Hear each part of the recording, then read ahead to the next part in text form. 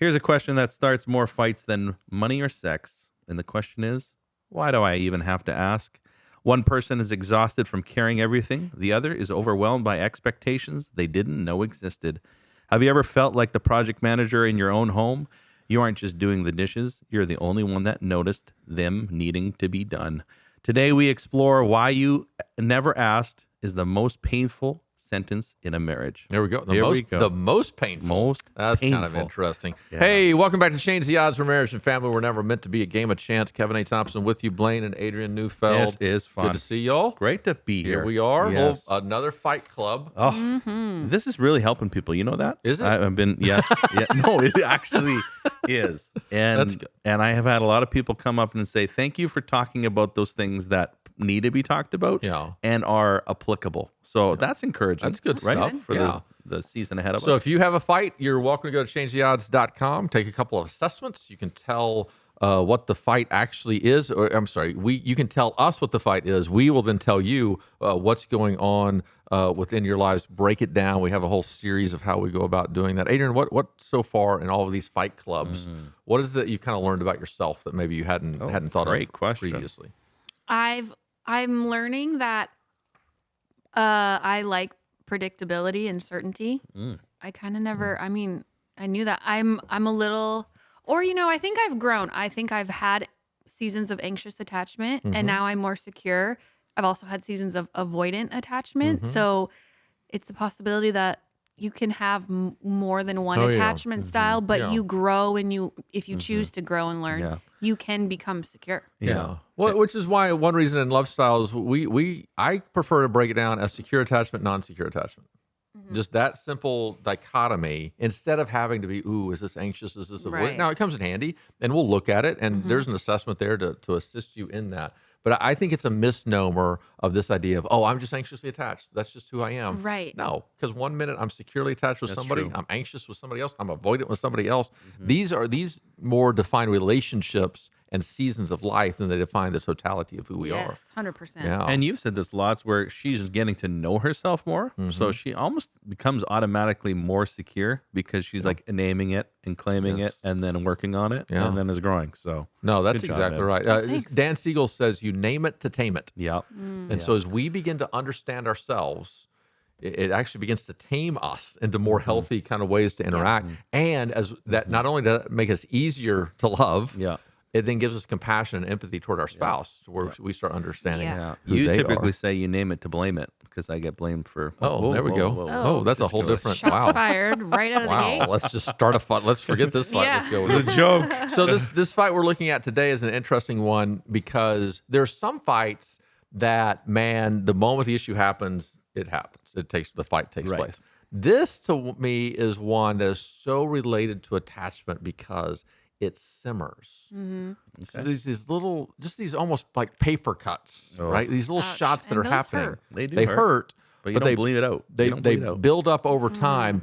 And the moment now that the one spouse truly feels unseen, unheard, unvalued, unloved, like when they are depleted, and now this thing happens that they've bore the brunt of so many times, Right. but now in a depleted state it happens, man, the fight's on. Explosion. Right? Yes, and it I think it simmers and then it explodes. 100%. Right? And we'll see that today. Who's got who?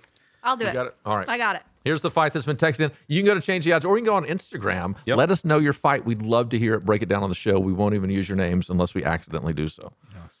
Like this one. I won't say the name. Okay. Hey, Fight Club. I'm exhausted. I do bedtime most nights. I manage the house and the kids. My husband, blank, is kind, but he disappears into work. When I finally snapped and I said, I feel alone, he calmly said, you never asked. That broke me. I shouldn't have to ask. Yeah, I get that. I am a type 2 with anxious attachment. He's a type 5 avoidant. How do we stop hurting each other? Oh, there we go. Well, So just let's ask. So Just she feels alone and she's like, you never help me, see Yeah. me. You're not And he's aware. like, well, you didn't even ask me to do it. Why would I feel? So they've gone to changetheodds.com. They've taken a love style assessment. They've taken a lead style assessment. That probably took them a total of 5 minutes. Right. And just So fast. by having that information alone, Yeah. we're going to be able to break this down And change their odds. And then change the odds. Oh, I'm Too ahead soon, of it. but- I'm Too ahead of early. it. Oh. Too early. So as I'm reading that, I automatically have a question. As I'm listening, Adrienne, to you read this, literally, I wrote this down. Line number 2, I do bedtime most nights. And my first thought was, why? Like, why? Where is he? How? Yeah. Or are you choosing to? No, I'm blaming him. I'm not Oh, blaming got her. it, got it. Like, Me why? too. How is that normal? Kevin's always on the side of the woman, just so Have you you noticed know. that? Okay, well, There's a book about what if he's shift work? What if he's like a firefighter Okay, or so something? that's totally understandable. Mhm. That's totally understandable. If that's the situation, I have no problem with that whatsoever. If it's any other situation, I'm already frustrated. But he disappears into work. Yes. So meaning he doesn't It's need mysterious. to. He Yeah. doesn't need. I can visualize this gentleman at home is a, you got bedtime, babe? I'm gonna just do a couple more emails. Oh yeah. Do you really need a couple more emails? Right? It's like, you got bedtime. Thanks, babe. See you Yeah. later. So it's Okay, like yeah. it feels a bit more as if it is a choice rather Yeah. than a necessity. Yeah. Yeah. No, that makes sense. Yeah. All right, so let's break down their combination, right? So they take their love style, their lead style, those come together, and now you have a formula of what can be successful for them, and then also what can be a great deal of danger. So it says, so she's the 2. She's the 2 with anxious attachment. He's the 5 with avoidant attachment. So think about a 2. Now, Bonnie wants relationship, but outward focused. So these people many times are a ton of fun. These are get things done kind of people. Serve like crazy. Think about what's going on underneath the table. They're serving as a way to get relationship with you. So that they're unconsciously to themselves, they don't realize they're doing this. They're serving so that you will have to eventually serve them if they're ever in need. Although these people are rarely in need, right? But that's how they're creating that relationship and that bond. So 5 now is going to be certainty, like me, but inwardly paying attention to the world. So tend to be extremely reserved people, very data driven. Think about they can tell you everything that could possibly go wrong, and yet they're going to be sufficient. They're going to take care of themselves. So notice that dynamic. How do these 2 people fall in love? Here's how it is. She's serving everybody, taking care of everybody, and she sees this guy who can take care of himself, right? Oh. And this idea of it relaxes her. Well, this guy who is so used to being so self-sufficient sees this woman who can take care of him. And that's a draw to him. And so there's this power in this relationship. You can automatically see how they fall in love just from their strengths. That's not even the weaknesses. This is just the strengths of who they actually are. So let's look at what their superpowers are now in this moment. So she's going to be warm, engaging, outwardly focused, so keenly aware of what's going on outside of herself, the needs that are there. She's going to see a million needs to be taken care of, always working on them, very relationally aware because that bonding side of things. He is going to be steady, wise, thoughtful, emotionally. You can't rock him in any way. Many 5s, not all, many 5s are your IT people. Your man, they can figure anything out. They can read a Analytics. manual and get it done. A lot of accountants would be within this. That 2s tend to be a little bit more emotionally driven because they're outward, so they're not aware of their own emotions, what's going on. They don't see how their emotions might impact other people. 2s can get things done. 2s, especially around church, 2s are great people to have. 5s are great people to have too, because then you have Wi-Fi at the same time, right? So now together, she's creating a connection, and he's creating this peace and this calm in what's going on. But that's them when they're healthy. Right. What happens whenever they're unhealthy? 2s tend to overextend themselves. Yes. So she's serving everybody and not recognizing her own needs and what's going on. And so he might grow frustrated at times because of how much she's serving other people and not the family or him or something like that. That could be going on. And then any time he feels uncertain, he's out. Yeah. He is withdrawing because he's going to need. Think about the combination. He is going to be both a 5 and avoidant. So avoidant tends to. I'm gonna go be to myself because I don't want this tension. A 5 just naturally needs to be by themselves to think through, to process. So it's almost like a double whammy here on the negative side. Could be for him. Yeah. Do y'all resonate with any of their personalities of what's going on? Because these are different personalities from the two of y'all, radically Yeah. different. I'm a server. I'm a Yeah, helper. you I'm like a, to help. I would You like be. to fix. Yeah. Yeah. Even as I'm listening to this, I'm thinking of couples that I know, and I'm thinking about how I've attempted to fix him in these scenarios, and like, tease and put them into a position of discomfort because it's good for them, right? It's like, I don't know. Yeah. I like it. Let's fix him. Yeah. Instead, Yeah.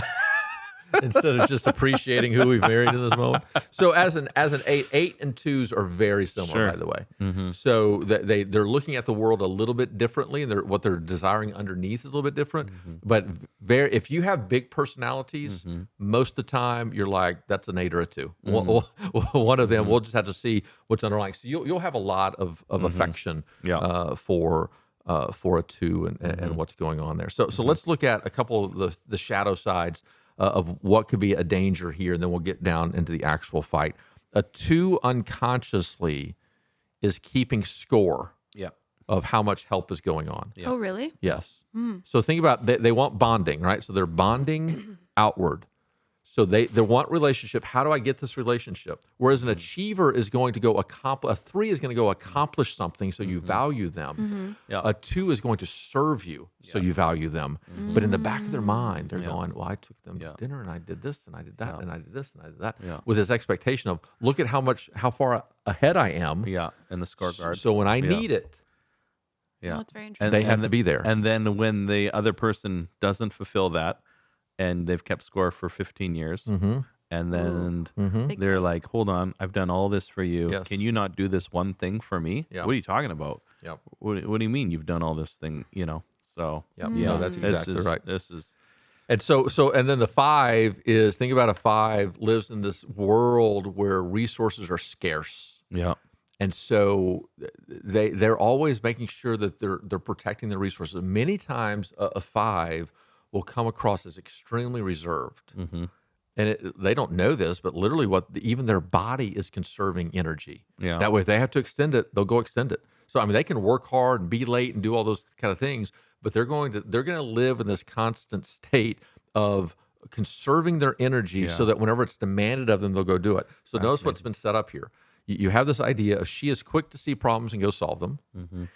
He is quick. He sees problems, but he doesn't want to extend himself in a place that it's not necessary, because that's going to use energy that he's conserving for later. yeah, And so on the good side of this, the power couple here, this is a couple that can help you and get things done, because they're going to be smart, they're going to be wise. She's going to bring the energy, he's going to bring the knowledge and the information. She's going to be outward focused and be aware of and see problems that maybe other people don't even see. He's going to be inward focused to know what's going on behind the scenes and underneath, and how can we take care of this? Can we not take care of this? This is a couple that can do amazing things. Yeah. However, yeah, when they're not in a healthy spot, a lot of the workload is going to fall to her, because one thing that we don't talk about that we need to talk about a little bit more is there's another layer that's thrown in on top of this, and this is cultural gender expectations. Ooh.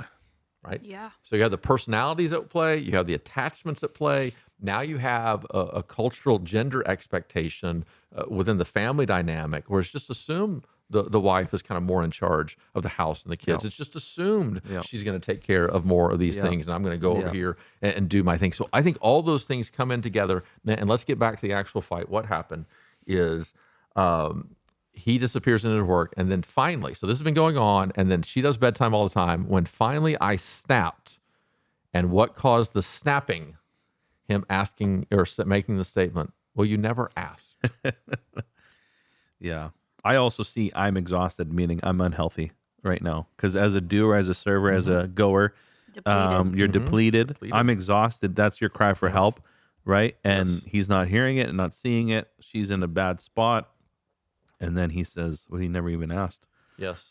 What? And are that's a you little talking jab. about? Well, and that's Because you're in the office, man. That's Yeah. why. yes. I'm getting mad now. That's the downside of, the shadow side of it too. Yeah. Is, again, think about an outward focused, so they don't have an inward view of themselves. No. So they don't know when their tank is empty. Correct. until it is. Until it is. Yeah. So at the moment that Adrienne, you might have a little bit of a sense of, man, I need a girls' night, or I need this. Yes, I'm like, it's foreign to me to also just be depleted. Yeah, I'm like, I know way in advance when I'm It getting happens often. Girls' nights happen very often. because we're depleted. So that's the dyadic view. You have more insight to yourself than this person has. Okay. That's cool. And so they won't know it until they feel it. Yeah. But then by that point, you're already in panic mode. Yeah. That's panic attacks. That's or cool whatever. for you. Like as a friend now, let's slide into the friend zone. If you got a wife or a woman that is your friend, a girl that's your friend Okay. that is like this. Who's who? So, Adrienne has a friend. And you can be like, you're going to get depleted here soon. I'm aware of this. This is one of my superpowers as someone that is aware of girls' nights. It's like, you need this. And you can go and actually talk to the other guy and simply say, hey, just so you know, she won't tell you, but her tank's running out. Yeah. You should do a little something for her and let her have a girls' night or work the system. Because I can tell you, he is not thinking, I should babysit the kids so my wife can go and do the thing. Never. He is thinking, I've got to do in the office to make sure that she's got it. She'll tell me if she's hurting. Yeah, that's what he thinks. And he won't. She'll never tell her. And they can both grow in this. Yes. Because there is this power of hey, how can I help my spouse? I know what her personality is. I know the shadow side of her. So what do I need to be aware of? So he can literally turn this into a project and recognize, look, he can maybe have a better insight of her than she has for herself in that she is depleting her resources, and that's bad for us as a family. Yeah. How can I reinvigorate her in some way? Yeah. But also, we got to be very careful about this. She also has a responsibility. She can grow. You're not stuck.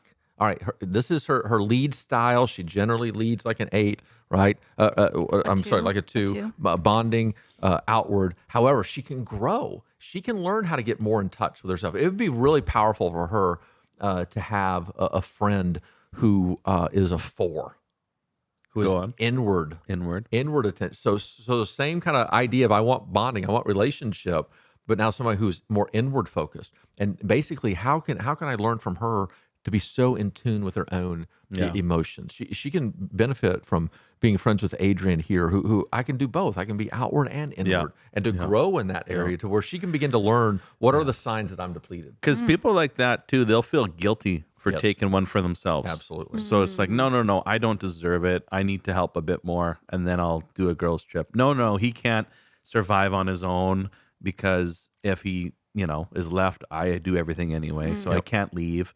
And it's just beat down. Yeah. And then we throw the attachment layer on top of this. She's anxious, he's avoidant. So she's anxious. So she's not going to say what her needs are. She's just going to hope that you see them. Yeah. Which is already setting up the fight. Yeah. He doesn't want to be aware of anything. Yeah. This is a double doozy. Because think about it, especially for a 5, awareness means responsibility. Yeah. He doesn't want that because like ignorance is bliss. Yes, I'm gonna have to deplete my energy. Yeah. So you can see how this couple has such potential for so many strengths. Baby. But you can also see how they will rock along being great for a long time. Yeah. And then suddenly an explosion is going to happen, and neither one's going to understand why. Yeah. Right. And it's going to rock them for a while, and then they're going to get back to better. And here's the temptation: is we go, oh well, that was just a moment. Yeah. And what we don't know is we're setting up the next one that's going to come. And if they get into an unhealthy place, what happens is the length of time in between the fights gets shorter and shorter. The roller coaster becomes far more emotional. So it's great if they can go ahead and fix this and begin to figure out what's going on. There is this this big idea. It's a very common word these days in married life. Maybe y'all have heard it or not. But basically, this is a fight around what's called mental load. Have you heard that phrase before or not? Maybe we've talked about it a little bit. So mental load is the idea of who is carrying the weight, not just of doing something, but of knowing that something needs to be done. Yeah. And what happens, especially, let's get into gender stereotypes here, because that's playing in on this as well. In gender stereotypes, generally speaking, we expect the woman to carry the mental load of so many things, and the man doesn't carry the mental load of it. And then whenever a man does a couple things after being told to do things, he's like, oh, we're sharing this responsibility. Not recognizing that there is a weight to just knowing something has to be done. So let's go with the dentist. When do the kids go to the dentist? Okay. In many relationships, it's the wife who remembers when the kids need to go to the dentist, who identifies what dentist they're going to go to, who makes the appointment, who checks their schedule of what's going on, guarantees everything in the situation is exactly where it needs to be. And let's say hypothetically one time she asked him, hey, can you take the kids to the dentist at this moment? He's like, yes, I will. And then he feels like I do the dentist. But it's not even that. It's like, oh, they need to brush their teeth so they don't get cavities. So I don't have to take them to the Yes. dentist. And Simmering. then Love if it. the other spouse isn't like making their teeth a priority, it's like, okay, like why aren't you making them brush their teeth at night? I have to do that too. I have to floss. I mean, it's just like Yes. it weighs on you. Yes. And it's not just the dentist. It's everything leading up to the dentist. Yes. Well, the dentist is one example of Explosion? teeth. Oh. So that's now one issue. It's like that doesn't is- feel like a big thing, but Yes. when it layers itself on top of it in your mind, it feels Yeah. massive. No, Simmers. absolutely. And then it's a million. And it's that's Examples just the of those. dentist. It's like Yes. lunches. It's all the things. Yes. Yeah. No, that's I get exactly it. right. So here, I think Adrienne's on board with this. So here's, I think for men specifically, but in all couples, it could be different for other couples. But Yeah. I think men specifically, we need to recognize the presence of mental load and then begin to figure out what of that can I take. Now in most relationships, men take some. The problem is it's not an equal bearing of what's going on. So Jenny never thinks about our finances. She doesn't think about tax season. She doesn't think about paying our bills. None of those things. Doesn't have to. Why? I take care of that. It's not a big deal. The problem is that I do that in like 3 areas and she does that in 37. And then I can go, oh, well, we're just sharing this. I mean, this is just, man, we're just living life together, sharing it.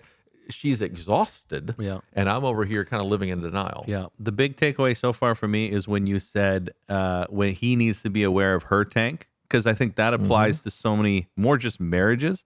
It's like if he is worried about taxes and payroll and all these, 5 things, they're big things. They're big things that he's doing.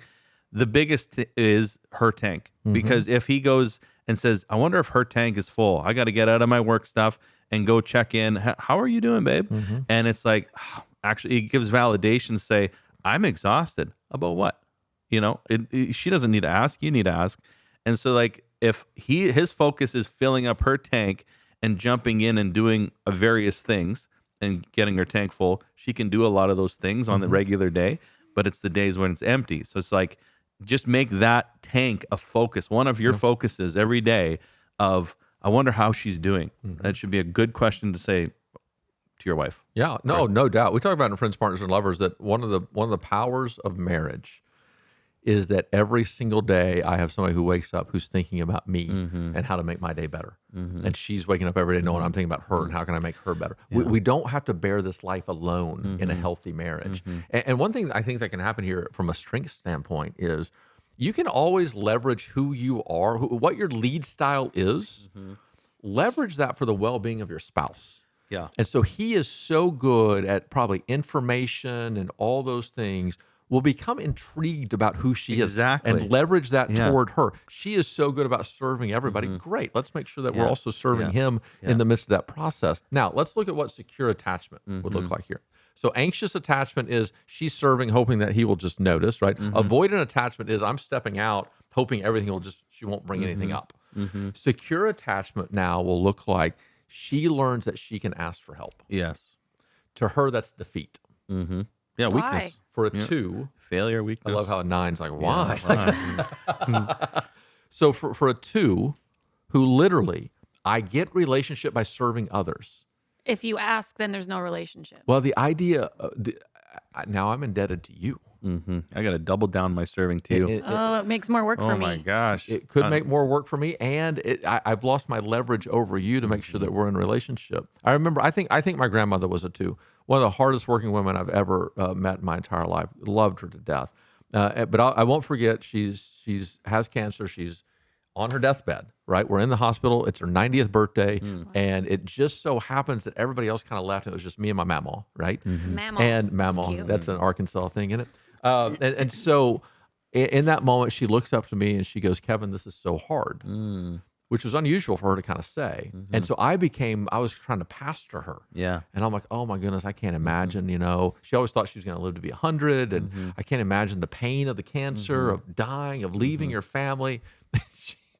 literally, I felt like I was 5 again as she just kind of slapped away my idea metaphorically. Right. And she's like, pain is nothing. Death is nothing. It's laying here and watching all these people serve me. Oh, Yeah. That's what she couldn't take. Wow. Yeah. That was far more painful to her than the pain of the cancer and the impending death she knew she was about to experience. Yeah. I think she was a 2. Yeah. And that idea of being served. And so the idea of asking for help. Yeah. So a growth edge now Yeah. for her is to intentionally begin to ask for help of what's going on. And notice what this is going to do. Not only is it going to make him aware of the needs that are there, as he becomes aware of one thing, it gives him a better chance of being aware of something else that she doesn't even have to ask. Now he starts to see it. Because one of the problems here is he doesn't see it. Now, I'm not excusing his behavior. He needs to see it, but he doesn't yet. So how can we help him see it? Asking would be one aspect of that. He will be so good at helping her needs, because that's what he does. I can see this.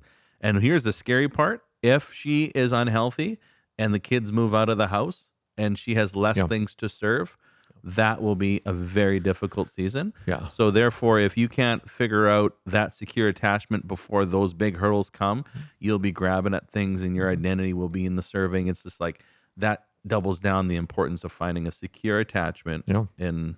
Yeah, and if there are kids, all those things, if they go down this unhealthy road and never deal with it, where this is going to end up is the kids are teenagers. Now they have their driver's license. They're gone out of the house. She's going to go find a million different things to do, right? And she's serving the kids. She's on the PTA. She's working. She's doing all these things. Kids graduate. She loses that whole identity of what it's like to be able to serve your kids now in this moment. And she's not going to know who she is. Yeah. And they're going to have no connection. Yeah. And he's not going to know how to deal with it. Right. And they're just going to live these parallel lives. And they either go that way for the rest of their lives, or eventually somebody comes along who pays attention to her, and she's drawn to that. Yeah. Right? Yeah. And Another person she can serve. another person that she can serve. That's exactly right. Now, so her growth edge, Fascinating. her secure attachment, she'll learn to depend upon others, to lean in, to ask for some help. His secure attachment, I think, will allow him to stay in when he's tempted to rock out. Yeah. And he'll begin to notice, actually, oh, you know what I'm doing? Avoidant attachment oftentimes will leverage work as a form of avoidance. For sure. Because culture accepts it and appreciates it. Oh, Yeah. so workaholics many times have an avoidant attachment. Yes. So he needs to start recognizing whenever I'm tempted to go check my email, I need to ask, how can I serve my family? Yes. Whenever he's at home. And think about the radical difference that would make. Oh. That as he stands up to go leave the room, he instead goes over and picks up her plate. Yeah. Right? Yeah. He goes and takes the kid and puts them to bed, or they do bath time or whatever. And just that little switch of recognition of, oh, here's what I'm tempted to do. Yeah. And so avoidant attachment has to learn to lean in Yeah. when they're actually want to rock Yeah. out. But even in that, if he just starts swooping in and doing her things, is that proper English? The more he does of her without being on the same page, she will start to think, I'm not needed. What's going on here? He doesn't trust me. Like this is a group effort where it's like he has to see her and talk to her, and she has to be okay with telling him, I need help here. This is where I get depleted. I will go and do that. And I mean, yeah, it's so fascinating because now one thing that she'll have to do is when he starts working, she'll have to make sure she doesn't try to tell him how to do everything, because that will give her still the sense of power and control, and it will tempt him then to just step out and leave. Yeah. You have to let him do it the way he's going to do it within reason of that's been negotiated of how we do it as a house. But I could see this. He wants to now take this courageous step. He hears this. Yeah. I'm going to go take this step. I'm going to do it. She's uncomfortable with it. Yeah. She doesn't like to be served. Yeah. And so the first time he does something, she's going to correct him or tell him, no, that doesn't need to be done. You need to be doing this. And in that moment, you just told him to stop doing it. And that's the last thing she actually wants. Yeah. And so it shows how her unhealthy behavior could actually lead to the very outcome she wants to avoid if she's not very careful. Yeah. So, all right, let's talk about a couple of growth suggestions for them of how they can make this better, and then even a tool that maybe they can learn of how to make this take place. So, again, we need to replace silence with clear requests that she can ask, hey, can you do this? Will you do this for me? He needs to now begin to brainstorm, find ways, and even ask her, look, here's the downside. Especially with a lot of guys. If you had a mom who really took care of you in a lot of ways, you're not aware of what it takes to run a house, especially if you never lived on your own, anything like that. You're not even aware. It's unfair, but that's the ignorance in which you live. Yep. And so if the wife can come along and help him begin to see with the goal of he's going to own this, this isn't how it's going to forever be. But this is my own experience. If I'm wrong, man, write in and tell me I'm wrong. I had to tell Jenny at one point, look, I don't see what you see. Is there any way you could start helping me see what you see? So make me a list, make whatever it is. Which takes humility. And then we're not going to forever be doing lists. We don't even do lists anymore. But in the first decade of marriage, on a Saturday, she'd write down all these things. I'm like, oh my, I wouldn't even have thought of half of these. I'll add a simple one. This morning, I'm getting ready, and I'm like, would it be helpful if I brought the kids to school? I asked that question. And, oh, yeah. Like, it's just that she could have been like, no, I got it, which she said many times. But I was like, I wonder how I could help. She seems stressed.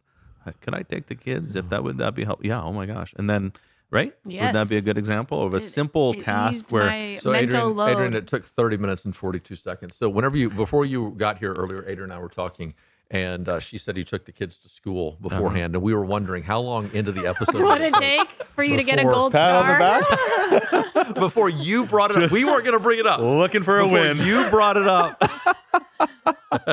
Well done. You didn't talk about No, that, we did you? didn't. We're totally kidding. We talked about it, but we didn't. No, but that's a good point because my mental load the night before felt big. And in the morning, I was kind of like trying to get everything done.